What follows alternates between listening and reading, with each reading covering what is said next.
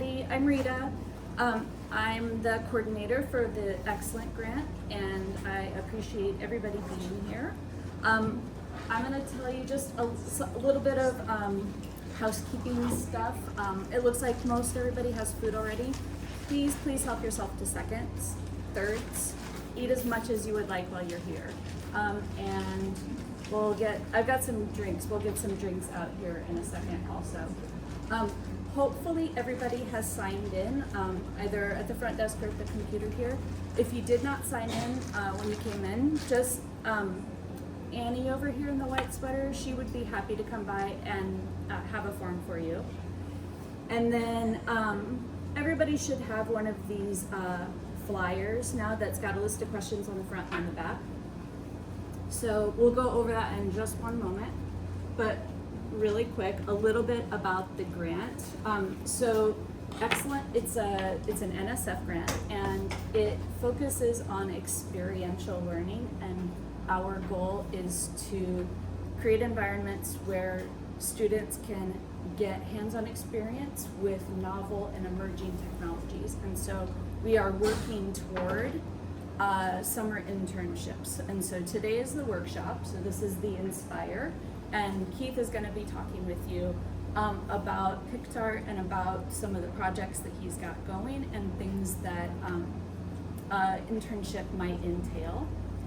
In the spring, we'll be doing Inform, and what Inform is a site visit. And so if anything that Keith says today sparks your interest, keep an eye out, because I'll be inviting several students to come, and we'll go to either Keith's office or he's got a couple of locations that could be really interesting to visit. And that's when you'll have an opportunity to really learn about the internship itself and kind of do a deeper dive on the emerging technologies. And that leads us to Immerse, and Immerse is the internship itself. So the site visits have a $100 per student stipend, and that's per site visit that you attend. The internship is a $5,000 internship, so it's for an 8-week internship over the summer in June and July. So this brings us to that piece of paper everybody has. If you don't have a piece of paper, you can get to the same survey using this QR code. There's a QR code on the paper too if you'd rather do it that way. But we find that paper is probably the easiest way to do this. And so before Keith talks, we're trying to find out 5 questions, and each question has strongly agree, neutral, disagree, or strongly disagree. And so what we're trying to understand is what you feel like your understanding of these emerging technology fields are, whether you're likely to pursue a career in an emerging technology, if you understand how these technologies are being used here in Hawaii, and if you understand how if there's availability of jobs here locally.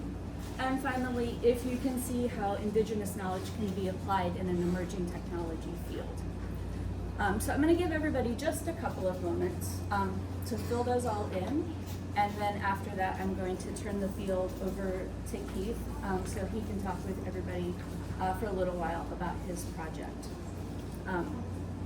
We will be doing these all throughout the semester, these workshops, and so everybody is invited to attend. Come by, get a plate of food, keep an eye out. All of the flyers look kind of the same. They're the big bright flyers. And so we're happy to have you guys anytime. Is there anybody who needs more time on the survey still? Are we good? We asked if you could raise your hand if you completed it. If you could raise your hand if you have completed the survey. Perfect. All right. Keith, I'm gonna turn this over to you. So this is Keith, and Keith is a lot of things at PICHTR. He's the program director, and he's got his fingers in a lot of different projects. And so I'm going to let you talk about all of those and take it away with the clicker. All right, thank you, Rita. So hi everybody. even if I'm talking, please go ahead and grab food because I don't want you to like faint and fall over in the middle of this. All right. So my name is Keith Matsumoto. So I'm from Honolulu. So what schools did you guys go to? High schools? McKinney. Where? McKinney. You went to McKinney. Very good. Good. Honolulu. Okay. Both of you at Mauna Loa. Okay. McKinney.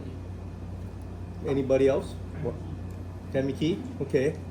All right. Anybody want to volunteer? Where? Okay. So, yeah, I went to McKinney. Yeah. And Mr. Kawachi is one of my really good friends. So a lot of the coaches there I know really well.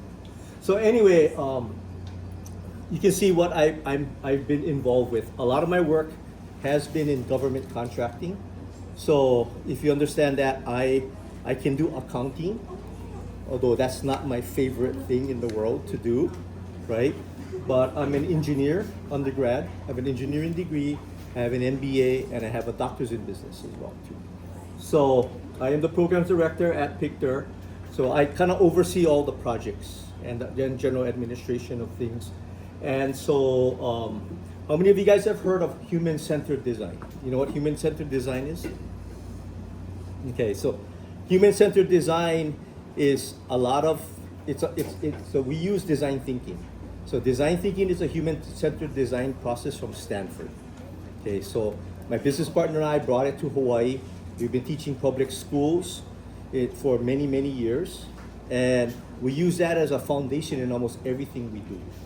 And a lot of that is understanding user needs, right? So as we do technology development work, right? If you develop a widget, right? And you don't talk to people, who wants that widget? You. And more than likely, only you. Okay?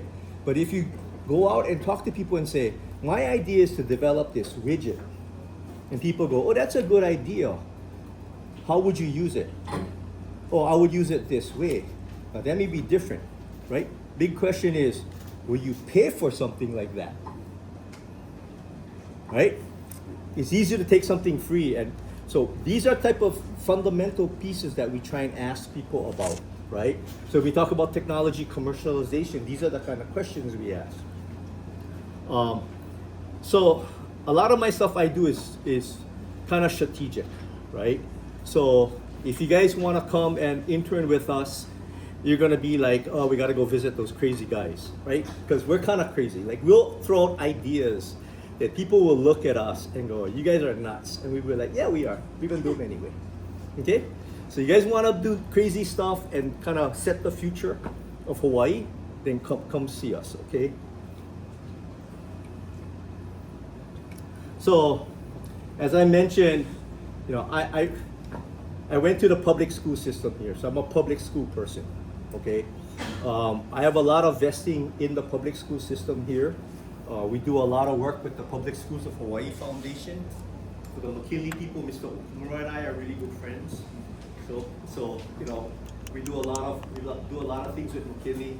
Obviously with Mauna Loa, I live in that area too. So okay. And Kaimiki, we do some stuff with some of the teachers there, like Mrs. Hong. But I have an MBA and a DBA, and the key part I think Rita wanted us to talk about was who are our mentors. And so I was very fortunate in that I had some really, I don't know, you can't say that they're great. They're beyond great, right? So Governor Ariyoshi, Senator Inoue, and Dr. Fujio Matsuda, those are kind of the guys who really set the strategy for Hawaii, right? In the 60s and 70s. So a lot of the vision that you see in place today is because of those three guys. And a lot of work we do is because of Senator Inoue, primarily. So, again, you guys are STEM leaders. You're still going to school, but you can still be leaders, right? So one of the things, just so you guys know, our philosophy is this, okay? If you want to wait for the future to be created for you, then you may be waiting a long time. So we do things so that you guys can control your futures, and you guys create your own futures. And that's what we'll help you guys do, okay? So again, be yourself, right? if you're not a good chef, don't try cooking for your girlfriend or boyfriend. You don't want to kill them, right? Okay? You know, understand and embrace your strengths. But, you know, recognize that everybody has weaknesses. It's okay, you know? Embrace failure. How many of you guys love to fail?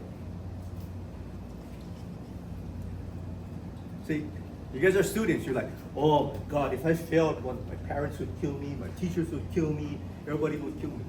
Okay, question. So you had a big success. What did you learn from that? Not too much, yeah? Okay, how many of you guys had failures? I bet you learned a lot from those. So failing isn't bad. Failing is learning. Assuming you take what you learned from that failure and make it something positive. Okay? So you athletes, you guys know how many Michael Jordan got cut and blah, blah, blah, that whole story, right? I mean, it's all about picking yourself up and moving forward. Okay? So be a mentor. As young as you guys are, I mean, some are younger, some are older, right? You guys can still be mentors. Go back to Moana Law, go back to McKinley, go back to Kaimiki. Help the students there. The teachers will appreciate that, right? And the man in the arena is sort of like my favorite thing. But at the end of the day, you want to sit on the side and watch things. That's what you're going to be. You're going to be an observer. But get your hands dirty, do stuff. And that's what experiential learning is, right? You're going to dig a hole and realize, oh my God, I dug a wrong hole, but it's supposed to be square, right? And I dug a hole 30 feet deep when it only needed to be 30 inches. But you learned a lot from that little silly thing, okay? And again, be an advocate. So if you're something passionate about, go volunteer, go do stuff, right? Because that's number one, you make connections, right? And then you be somebody in the community. After a while, you start realizing people are going to be like, hey, I saw you at that beach cleanup, and I see you every time at the beach cleanup. What do? Maybe you can come work with us, right, in the future. So again, this is a STEM thing, right? So everybody wants to do science, technology, engineering, math, but include that in information technology and cyber. How many of you guys are kind of in an IT pathway or cyber pathway? Okay. So those are really good opportunities, but you guys got to realize that what you learn today may also be obsolete tomorrow. So what does that take? It takes for you not to sit down and go, oh, I got this. Because what you got might be 5 years old. And you need to stay up to date, right? Okay. Develop leadership skills. Okay. Understand how to empathize. Do you know what empathy is? Yeah. Empathy is basically walking in somebody else's shoes. Before you judge somebody, look at their situation and circumstances. Sometimes you don't know, right? So don't make judgments without it. And you have to be courageous. So some of the stuff we're talking about takes courage. Yeah, it takes courage to be an entrepreneur. It takes courage to be innovative when people kind of want the status quo. Yeah. So Dylin, who is the principal investigator for the grant that funds this, right? He's very passionate, but he lives in Massachusetts, but he's originally from Hawaii, and he went to Kaimiki, right? So he wants we work together because we want the same thing. We want you guys to become the next generation of leaders in Hawaii. So maybe the next governor, one of the next governors from Hawaii will be in here, or the next mayor, right? Or next senator or representative, congressional representative. But have vision and passion. No matter what you do, go all in, just do it. Okay. So I really want to help Hawaii have a sustainable technology industry. Okay. So that's something that I've been working with for many, many years. And we focus on dual use technology. Have any of you heard that term, dual use? So dual use technology is generally, I'll give you a military example, okay? Where did the internet come from? Okay. How many of you guys use the internet? Okay, where did that come from? Military project. No, but who developed? government. It's in the military during home parts. Yeah, it was developed at the Defense Applied Research Lab, DARPA. So that's a government, Department of Defense funded technology that the whole world uses today. Right? What about fuel cells? You guys know what fuel cells are?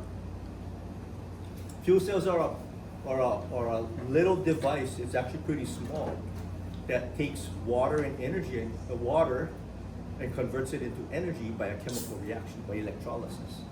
Okay? That was developed by NASA for aircraft, spaceships. Right? Because it's not like you can have this propane tank connected to the spaceship, because it'll blow up. Okay? But that's applicable now in many homes, especially in Europe and Japan, for example. They have fuel cells in their homes. Okay? But when we talk about dual use technology, we're talking about things that are generally commercial. Right?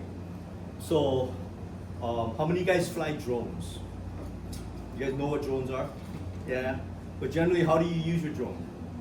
Fly it up, maybe take some pictures, right? The news guys use that a lot. Yeah. But you know, drones are useful for disaster recovery. Flying around, looking at what happened in a particular environment after a natural disaster, right? It can be used for emergency medical care, right?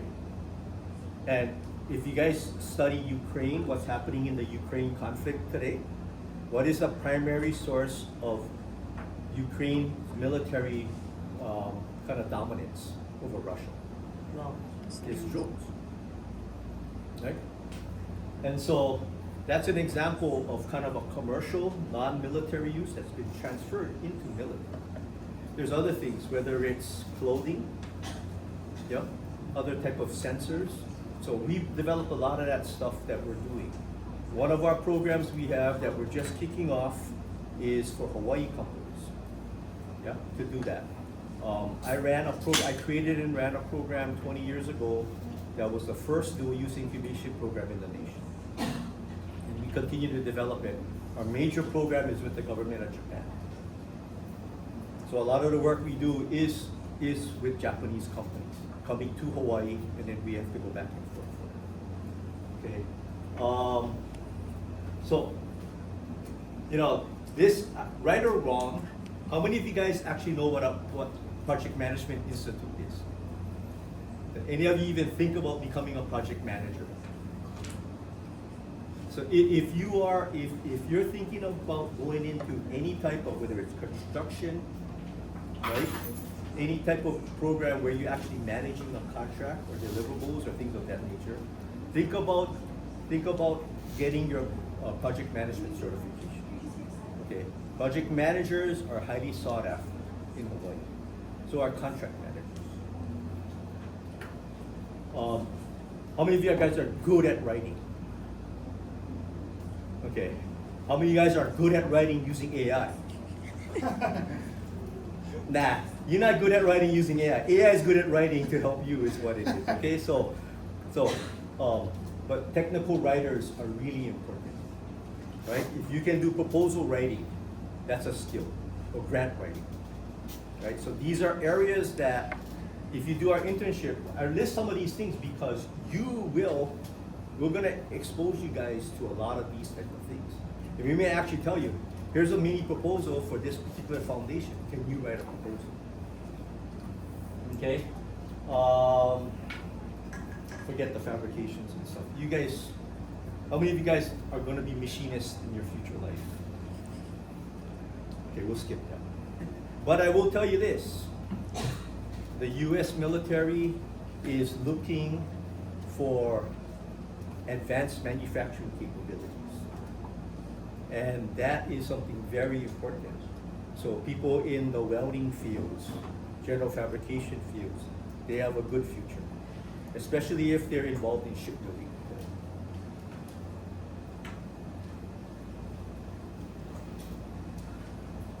So PICHTR's been here in Hawaii for 40 years, right? We're a nonprofit, independent nonprofit.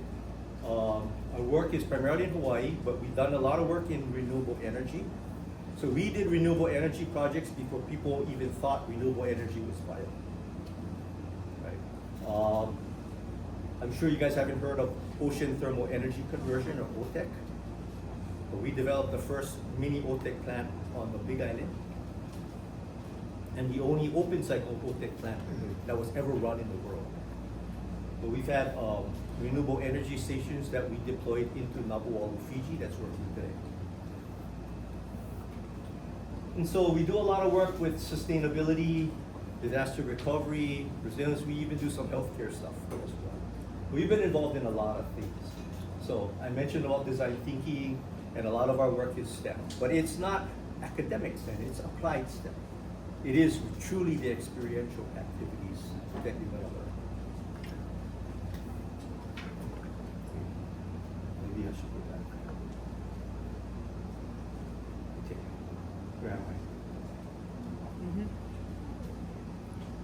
I? So we talk about connections to Hawaii. So one of the projects we had, and up front I'll tell you, so this project, how many of you guys have heard of the current administration terminating a lot of contracts?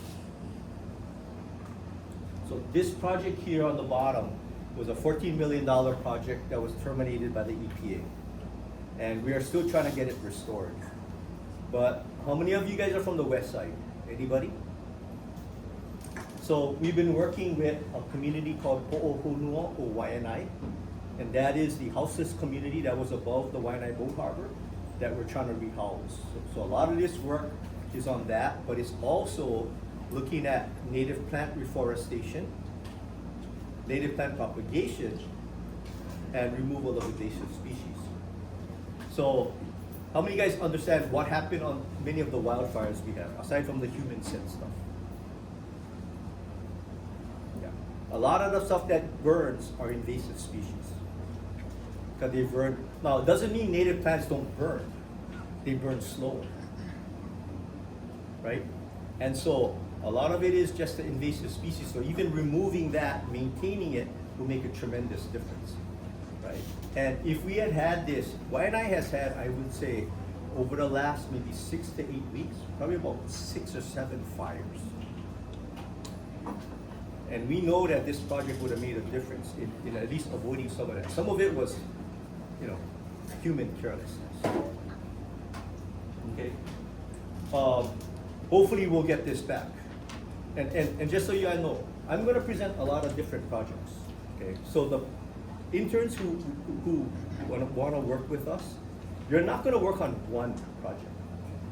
We want to take you to this buffet, where you can choose what you want to eat that day, right? And experience different things. So we want to give you a broad experience, not something so focused to the point where once you say, oh, I really like doing this particular project or doing this work, that's what we'll give you as under your final project. Okay. So this technology is from Korea. It's called a food jukebox. It's a climate-controlled system where you can test. So there's an agricultural version, right? And we're developing or have been developing a aquaculture version. And so one of the projects, this particular project that we're working on, so you can see you can grow strawberries. How many of you guys have been to Korea? No? You tried the Korean strawberries? Yeah, Korean strawberries are awesome, really good. Right? We want to grow them here, if we can. So we call it the jukebox is the easy way, but it's a farm cube system. You can see the pictures. That is the aquaculture system that actually I worked with the company to design, right? And it recirculates seawater, and we're going to grow limu in that. And so that's a very interesting project. That's ongoing. It's not canceled. You will work on that if you intern with us. And it may be things like tracking parameters, doing some measurements, some very difficult stuff like grabbing the limu and weighing it. So we know whether it's increasing in volume or less or density and stuff like that. Okay. It's also working with Castle High School. So we're working with teachers at Castle High School to implement, and this is very difficult now, integrated interdisciplinary STEM curriculum. And for the instructors here, working with high school teachers on interdisciplinary challenges are very hard, right? So anyway, these are custom design systems. We have the first system in the world. Well, because we designed it. And this was sponsored by the Korean government. There's a side project where we're collaborating with a Korean university on growing a specific variety of legal because they use that in Korea for cattle feed. Does anybody know why? It's like a red algae. Do you know why? Anybody? So if you're familiar with, how many of you guys understand what climate or carbon credits are? So in the Asian countries, European countries get what they call carbon credits for reducing carbon output. Okay, and that's like money. It's basically like money, right? Some countries who put out a lot of carbon, they actually pay money to others to use their carbon credits. Okay, Korea is one of those countries, but they use it for cattle feed. Why? What does carbon and cattle feed have to do with each other? Anybody? So, cattle farts contribute a significant amount of methane, which is a greenhouse gas. And if they can reduce the methane content of the cattle, right, it helps with climate change and they can claim carbon credits. So you might be studying cattle farts a little bit as part of this. Okay?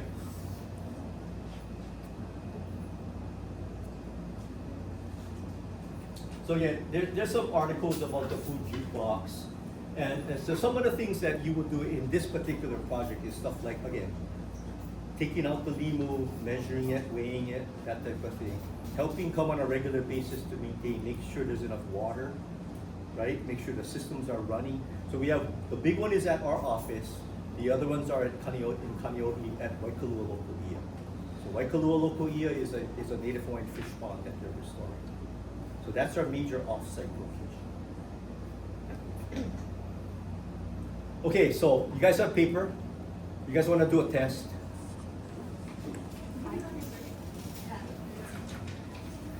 Okay, so while they're doing that here, let me tell you guys. So you guys can come up and look, but these are 8 different varieties of limu.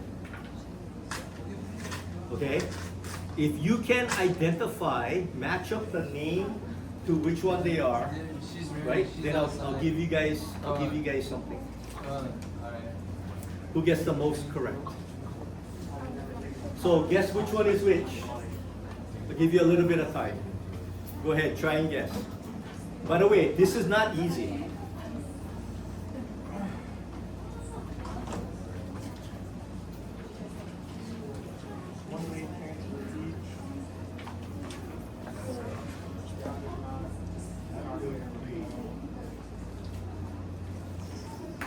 This is much harder than the survey at the beginning. Yeah.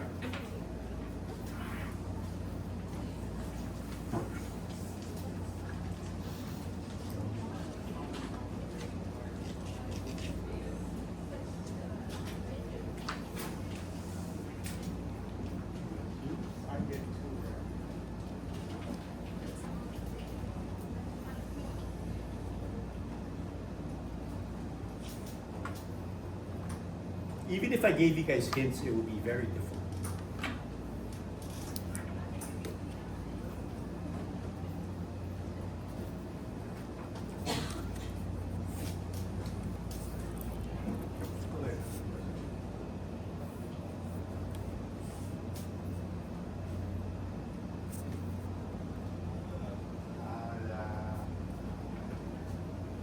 So the different types are ele, hulu vaina, kala, kohu, lepoa, manuea, hala, and vai aiole.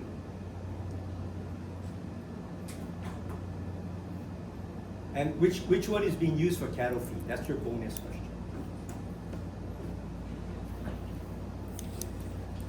Everybody got it? You guys ready for the answers? No? A minute more?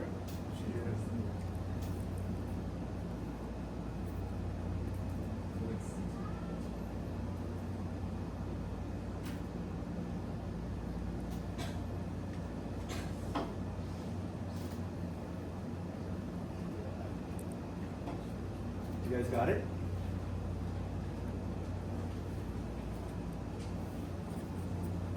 You have my notes out. You can read the notes out. Can you read my notes? My slide? No, but I can pull up mine. Yeah. Right in there. Then you can read the answers. Okay, yeah. When you write down people's names as the answer. Sure. This is for the prize, right? Yeah. This is for the $100, right? Good try. Good try. You just want to hear me say these names, don't you? Okay, are you guys ready? You guys took a shot at it? Okay. So number 1 at the top, right, is Vai Vai Ilole. Anybody got that right? No? Yes? Okay, number 2 is Limu Kohu. Number 3 is Limu Kala. Number 4 is Hulu Hulu Vaina. Number 5 is Manuea. Number 6 is Limu Lipoa. Number 7 is Palahala Hala. And 8 is Ele Ele. Okay, so all of you guys got all 8 right, yeah? All of them. Anybody got 8 right? 7? 6? 5? 4? Oh, come grab a candy bar. Anyone you want. 3? Anybody got 3? You guys are disappointing me. I figured you got at least 3. Anybody got 2? Okay, come grab. If you got 2, grab a pen. I'm good, thank you. So it's really hard. Okay, so just so you all know, which limu is being used for cattle feed? Kevin? Which one? It's the limu kohu. Okay, so limu kohu is the second one. So it's hard because you hear red algae, but it doesn't look red, right? But as you process it, red comes out. Right? And actually, what it is you actually have to get to a microscopic level to look at it. So I heard this the other day. So some of you, I'm gonna pick on the older people. How many of you guys used to go to the beach and pick limu when you were young with your family?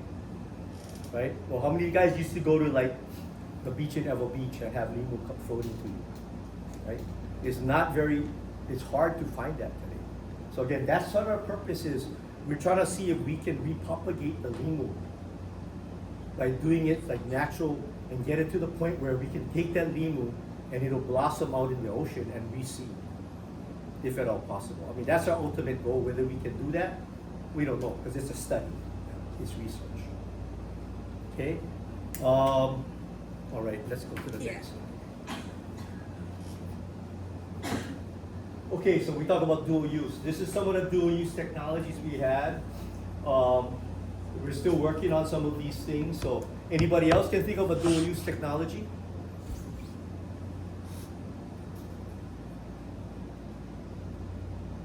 It's hard, yeah? You know, because there's lots of very successful businesses around Hawaii that have no clue that they have viability in dual use. Okay. And a lot of it is energy related.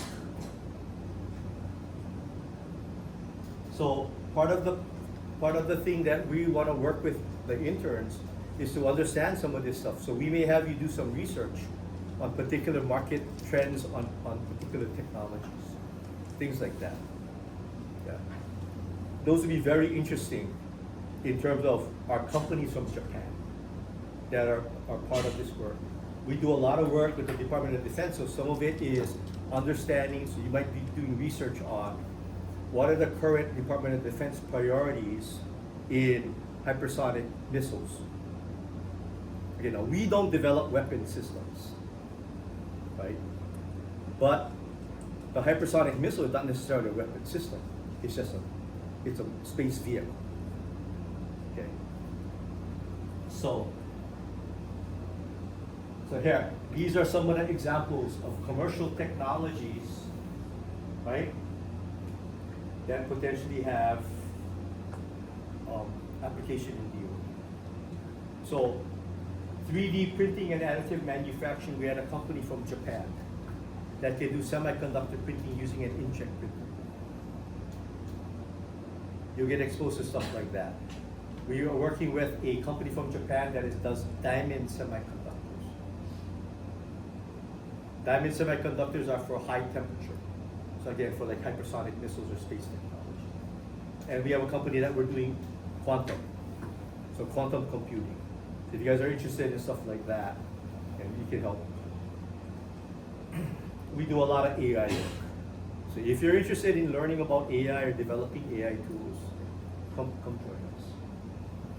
Okay, we talked about the uplifting Y&I project. This is what it looked like after a fire, right? And a lot of the work we do, we try and connect culture and community. And one of the things, even for our foreign people that come, we make them connect to the culture and understand the community. And that's important, because when you're coming from a foreign country, it's like for us, right? We're in the US. If we go to Italy, we don't know the culture. We don't know how they do business. We need to adapt ourselves. They're not going to adapt to us, right? So Japanese companies, when they come here, we work with them on sort of like the Hawaii style and the US style. Yeah. Yeah, some more pictures. And I just want to say, a lot of these concepts, I'm putting together proposals for the Big Island, Hawaii Island, and also hoping to have a proposal in for Maui, basically using the same type of thing. And a lot of it is on wildfire, native plant propagation, native plant reforestation, removal of invasive species. And it includes some green fire breaks. And any of you guys are interested in like water resource management? So that's another area. Water is tremendously important. And then we talk about AI. So we do a lot of work with AI. AI is a high priority for the Department of Defense, right? Part of it is we want to develop centers of excellence for AI. We do a lot of work with industry. So one of the things you'll get exposed to if you intern with us is you'll get exposed to a lot of the business leaders in this community, right? So my business partner on Tuesday is going to be doing an AI session for the executives of the Hawaii Electric Industries. Yesterday he did a session for Hawaii Electric Company executives, right? Last week he did a session for American Savings executives. And we do kind of monthly sessions where we bring in different executives. So we call it, you know, AI for dummy executives kind of thing, right? But it's really AI tools, yeah, to make them more efficient and make their life easier. We also do different things in the workplace. So we're really looking at stuff like vibe coding. You guys know what vibe coding is? It's AI based. Anybody heard of Lovable? So Lovable, right? We could sit here and you could bring up Lovable and you could type a prompt in, okay? And you could basically create an app, assuming your prompt is good enough. App, that'd be your app. Right? And you could do it in 10 or 15 minutes. And we can teach you the skills on how to do that, but a lot of that work is the pre-planning to get to the point where you then type. You're gonna find we do a lot of work about asking questions. Okay. I mean, you guys have done a Google search and it came up with really jumped answers. Oh, some of you guys must be really good at this because I don't know, sometimes I gotta search forever, right? And prompting is a big skill. Prompting is a next generation skill. If you know how to prompt, you can be successful. And if you can't prompt, all of these tools, whether it's AI or just basically Google searches, you're not gonna get anywhere. So what are some of the challenges that you guys see on the implementation or issues using AI?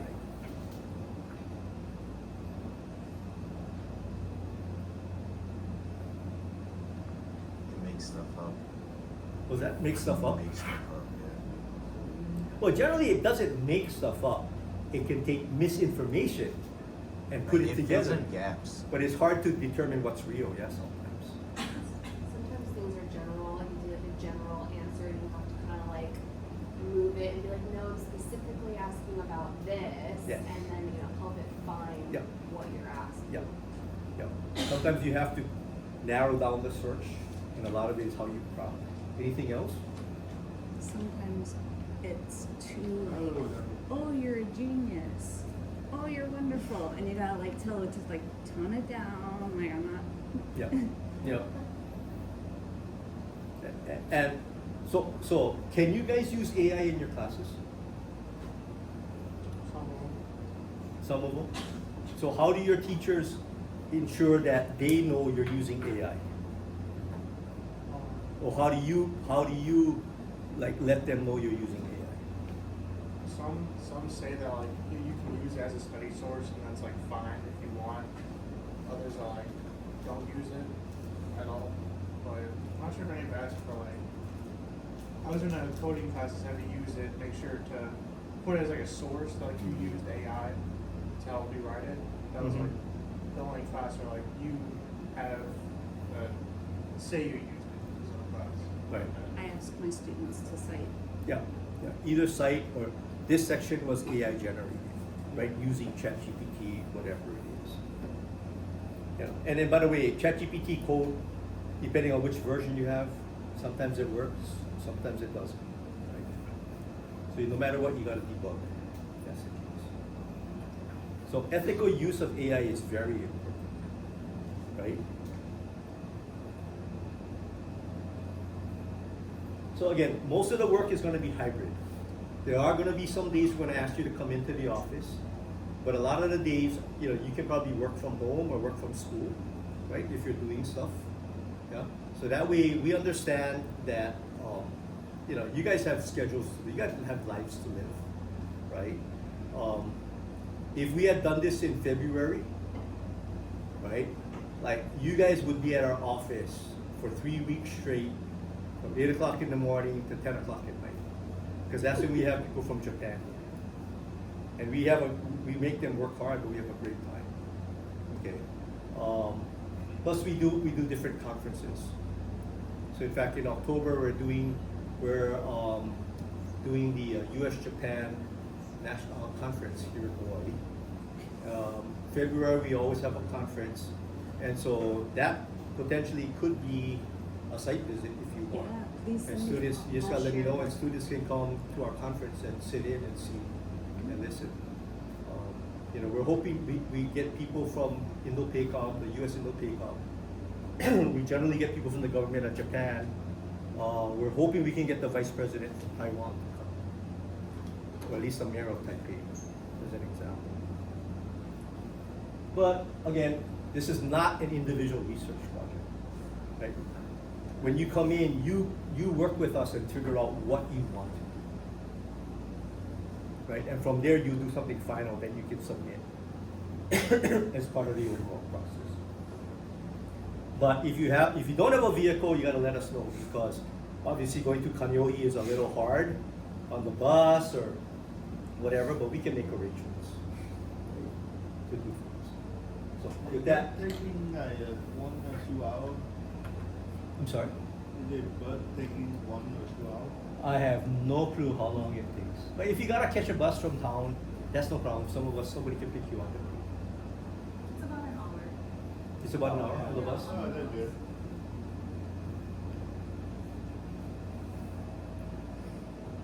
Yeah, the fish pond is by Bayview Golf Course. is Oceanside of Bayview Golf Course. So if you drive, you just gotta be careful when you cross, that people who are playing golf, who don't know how to play golf, don't hit your car. So that's the only main thing you have to be careful of. You guys have any questions? Yes or no?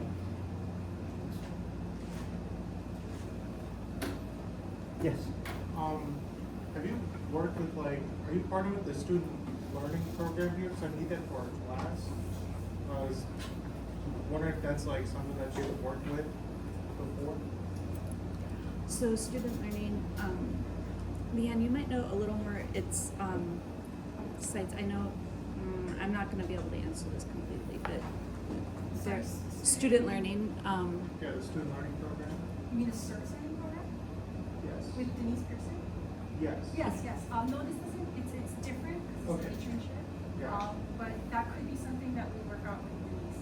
Okay. Yes. Yeah, what skill do you need? What fields do we need? No, what skill Skills. do you So, need? so minimum is you gotta be able to use Microsoft Word, Excel, PowerPoint, right?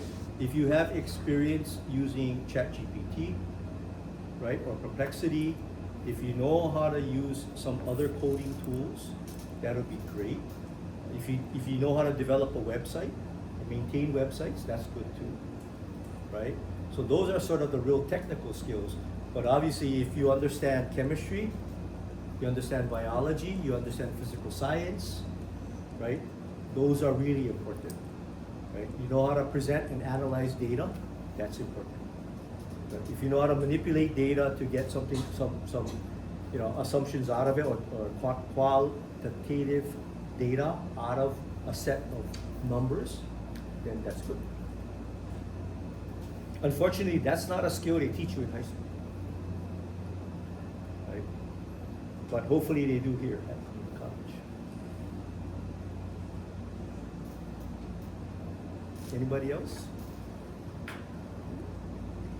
All right, thank you. Thank you.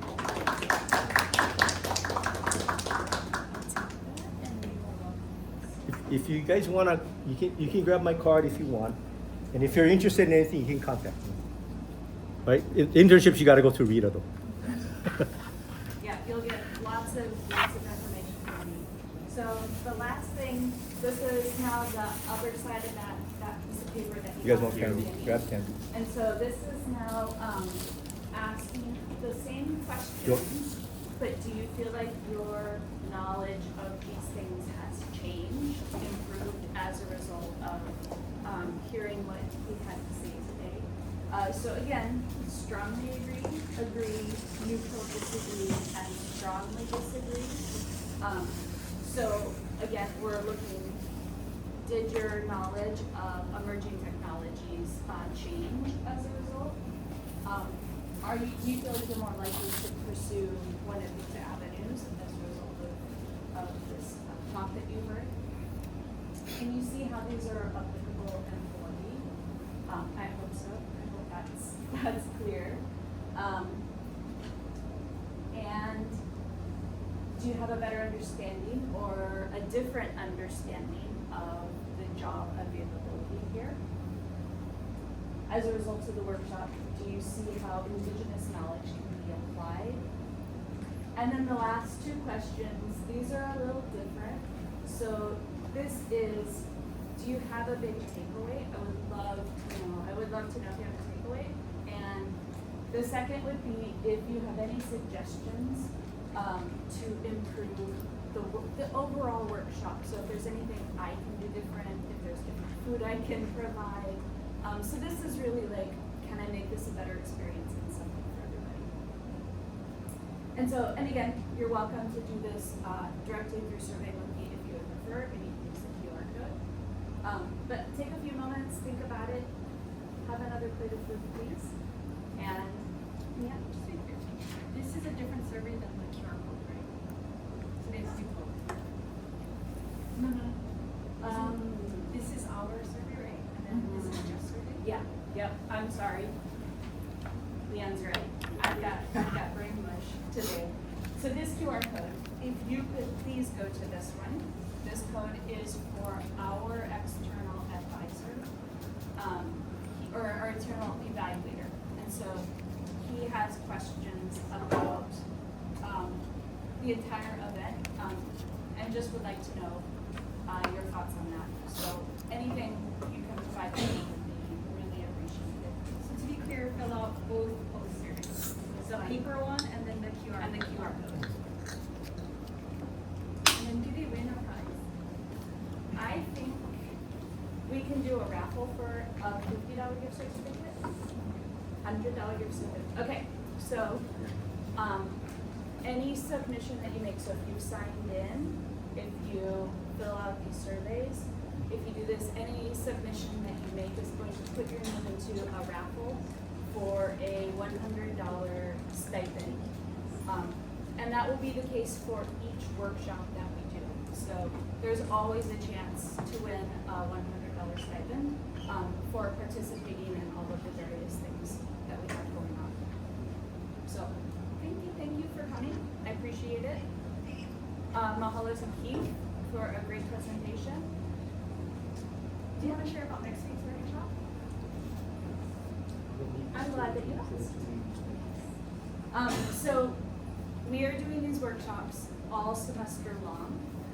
Our next workshop is going to be Jake Linsky from the Hawaii Institute for Marine Biology. And Jake has got,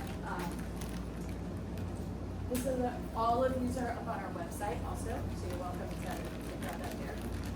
But Jake does some really, really interesting work doing drone photography of whale migrations, and then he's training an AI to recognize whales and down to specific like patterns on their foods and things like that, so that he can track whale health, particularly as they migrate from eating grounds to breeding grounds. A lot of times female whales lose a lot of weight and mass, and the information that they collect lets them know about whale health, but also about the health of the oceans and the availability of food and things like that. So he'll have a really interesting talk, and then again we've got folks lined up all semester long, and we've got a couple of DVDs that will get onto the schedule and we'll let everybody know about.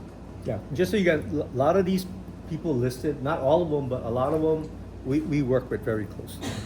So is Lauren coming for 301? Yeah, we've got Lauren and we've got Noah from Hohonu. Oh, okay, no. And then what about Hawaii Green? Hawaii Ringo Cyrus is coming at the end of this month. So Cyrus, Hawaii Green Growth, our third one, Cyrus is going to come and talk about work that they're doing with watershed conservation and using an app called Follow the Drop. Follow the Drop was developed by Lauren, who's going to be coming a little later in the semester, and so she's going to talk more about how that app developed for tourism, what kind of UI and UX experiences that she has her interns working on. So lots and lots of different stuff. If you're interested in Hawaiian snails, I've got the folks from Bishop Museum from the Malacology department coming, and that's actually going to be 2 separate internships, but on the same day. They've got different things. So we've got a really wide variety of topics that we will go over over the course of the semester. And you're always welcome to come by and just grab a plate of food too.